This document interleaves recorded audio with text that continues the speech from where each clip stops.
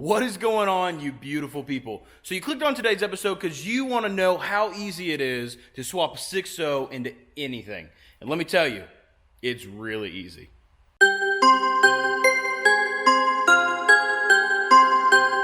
So if you don't know me, I'm Tyler Hewett, this is Hewett Industries, and this is my 6.0 Powerstroke S550 Mustang. Now you might be looking at this and wondering, there's nothing on that car. Well, you'd absolutely be right. As you can tell, there is nothing.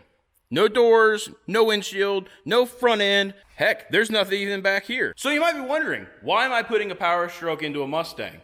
Well, it's gonna be a drift car, and I'm gonna have loads of fun with it with over 1,000 pounds of torque. Yeah. 1,000 foot-pounds. So yeah, over the past couple weeks, especially since I started this project, I've been getting tons of questions. Tyler, how do I swap a 6.0 into this? Tyler, how do I swap a 6.0 into this? Tyler, how are you making this work? What wires do you have to use? It's simple.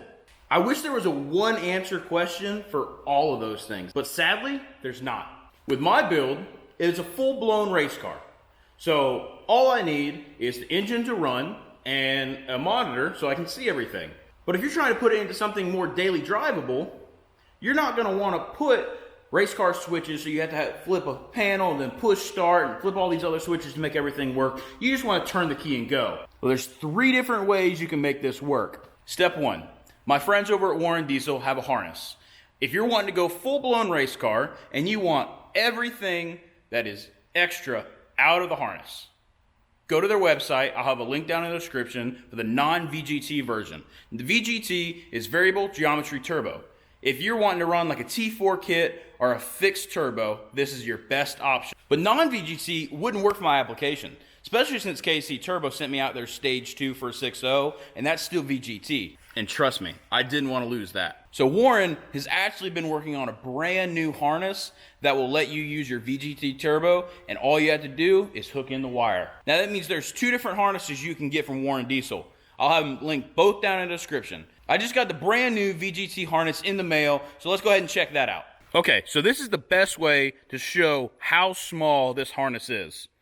Compare it to a croc, size 12 croc, and you see it doesn't look that big. I mean, it might look big right now, but it is nowhere near the size of the original harness.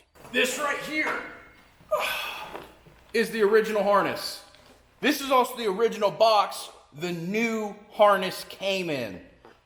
Oh man, this is probably like 75 pounds. This is extremely heavy. I'm gonna go ahead and pull everything out so you can kind of see everything and compare it to the old one.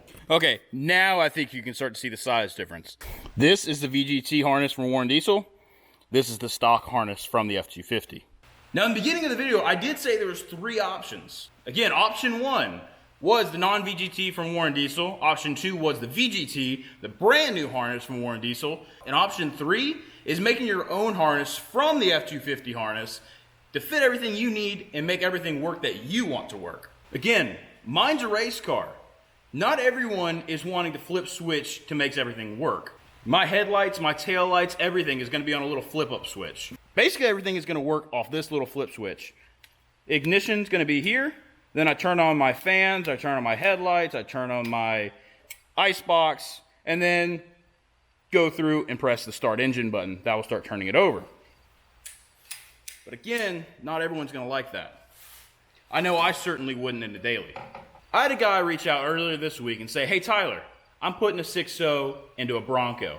I was like, dude, that's awesome. What do you need help with?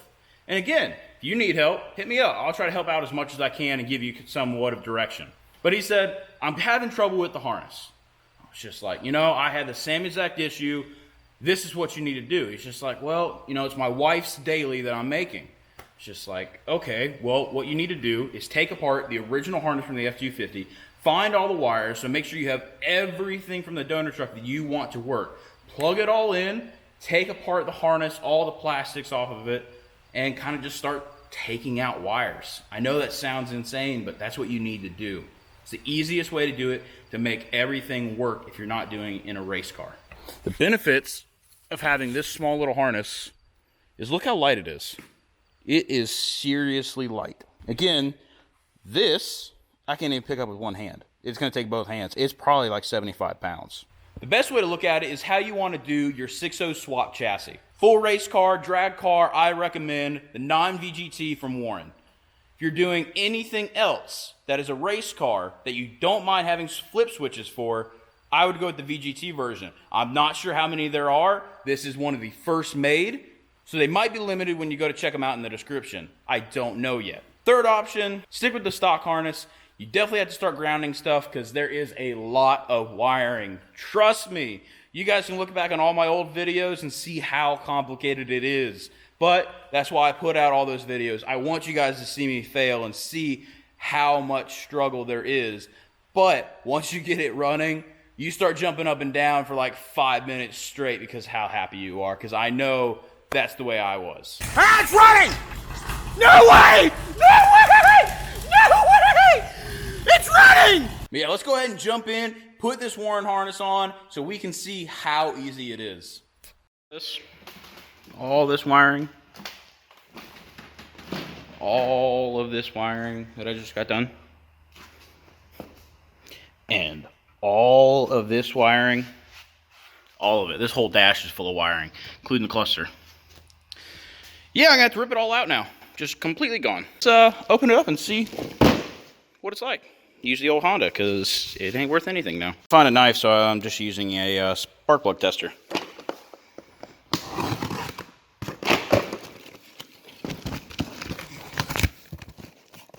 Oh, they double taped it. Woo! There we go. Woo! Oh, they double taped this one too. Dang it. There we go. Woo! Ooh, sticker. That can go on the Mustang. Woo! So what do you guys think of this? Look at all this. Braided cable. So freaking fancy. And OBD too. Look at this. This is what I've been telling you guys about. Look at this fancy wiring, guys. I love it.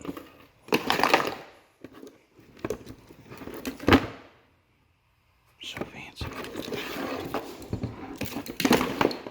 These are like the only wires that go into the cab. Look at this. That's it. You get the OBD2, the pedal, and then these two, which this yellow one is tack. Ah! And then this one is fused ignition. Perfect. It hasn't had no dash in it for a while, but you can just see how many wires I had in there. My goodness. All goes through there. A little bit of an example of how big this wiring harness is. But look, size 12.5 shoe. Right there. It's huge. Okay, so with this new harness, I have everything ran the way it should be. Everything's labeled too, so that makes it even better. But the only issue is this ICP does not plug into there. So I have the one off of my truck that went bad. It fits in perfect. So if you have this, you're going to have to get a 2005 ICP sensor. It will not work with a 2004.5. That's easy enough because you can just go right there and switch it out. 1-inch socket, I believe, changes that out. Same issue with the IPR. It's for a 2005 and up, so 2005 to 2007, not late model, or 2003 to 2004.5. But I had one for my truck, so threw it on there. And I'll have to change that out. Hopefully I can get it out without taking all this back apart.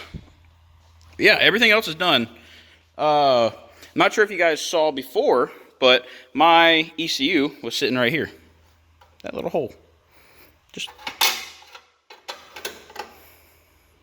held in like that.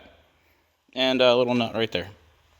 But now that the big wiring mess is gone, it fits right there. Oh my goodness. This is working out perfect. You can see how much more room there is in here now that I don't have the dash in there. The dash plastics will go back in, but there's no reason to have all that wiring mess. I mean, look at this. Okay, this white box is what the Warren kit came in. And it fit inside this box. That is the original harness from the Mustang. Or actually, that is the original harness from the F-250. Altogether, it's probably about like 70 pounds. It is insane how many wires there are. Gotta get a foot pedal for 2005. Gotta get a IPR for 2005. Gotta get a ICP for 2005. But that's, you know, really easy to get. And some of you guys have been asking about the steering. Here is the actual steering from the Mustang, the original one. I'm just going to cut it off right there and then attach to that, just weld a plate and then hook my steering wheel. Jump over there and grab it. Hook this up and that will sit, you know, wherever that's going to be, right in there. And I got to order seats. Got to do the roll cage eventually. The block off plate back here. Get the transmission in. That's still getting built. Got to redo the fuel lines because I just put it temporary. I got to run all and fittings, so that's fun. Okay, so let me figure out what I need to do to start this over, and then we'll go from there. Okay, so this little thing will tell me when I have power to WD2, which will be a good thing.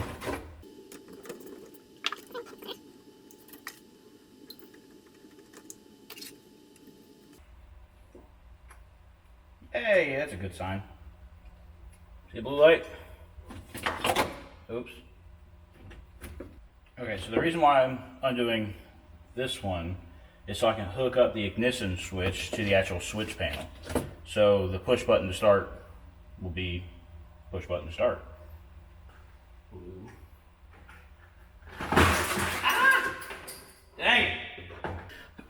Okay, so basically what I'm going to do is hook this up. It's already hooked to power for the button, but the button's not doing anything yet because I don't have it hooked up. But I'm gonna just kind of jerry rig. Ow! Mother trucker, dude. Gonna jerry rig it to the ignition. Now, it's a short wire, but this is not gonna stay like this. This is gonna go actually be done nice. I just have to get everything to work right. Okay, so got everything hooked up, I believe, and power. I guess I don't need that starter relays, which means I might rebuild this whole thing, but go ahead and try it. Okay, it's not liking something. I think that's a PCM making a noise. Let me plug in the transmission. That might be what it's wanting.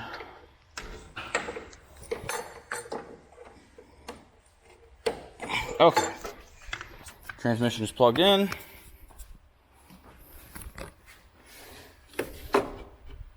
And nope. Oh, the ground. The PCM is also not grounded. Might need to fix that. Okay. So, just got everything hooked up. I had to put the PCM back on here just for right now. I don't have long enough self-tappers, but these are not long enough. It's just long enough for the to get a bite. The only thing is, when you turn on a key switch for a 6.0, you get the FICM and the injectors clicking. I'm not sure if this turns on the FICM, or if it turns on turns on the motor itself. But I guess we'll find out. So let's go ahead and click it. Oh, okay. So this does turn on the FICM. That's the ignition wire, or fused ignition. Now I just gotta figure out how to start it. Isn't this fun, guys?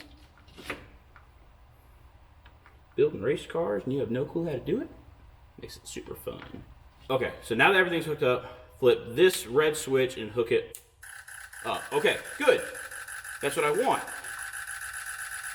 So now I can go. Okay, perfect. That's what I want to see. It's not going to start right now because I don't have the fuel hooked up, as I said before. But that's pretty much all I got to do. Everything's hooked up now. I'm pretty sure you guys don't want another video of it starting. If you want to see a video of it running, go back the next past 2 episodes and you'll see everything. But I got to run all the fuel. But yeah, everything's working. That's exactly what I wanted to see tonight, was the thick and click on and the engine turnover, which is a good thing. The blue driver's flashing a red light, which I think means it's connected to my phone. Let's look at it. I'm not sponsored by Blue Driver. I'm not sponsored by Warren, but I just want to check it out. Okay, so good news. The Blue Driver app is connected, if you can see right there in the corner. Shit, it's not focusing. But everything is connected, so if we go ahead and read codes, common dash lights, let's see what it says. Okay, 0 codes found. I'm not sure if you can read it, but 0 codes found. That's exactly what I was expecting, so I don't know why I'm so excited. But before, I couldn't even read the OBD2 because I was missing so many plugins underneath the dash that it just wouldn't even read. But now everything's hooked up. We have turnover. We have everything. So I think we're ready to move on to stage 2, getting the transmission in, getting the roll cage in, and getting the drive shaft in. You know, I think I might just get the drive shaft and the transmission and then just send this thing on a rip. But I have no brakes yet, but we're still gonna send it. We'll be fine, I promise.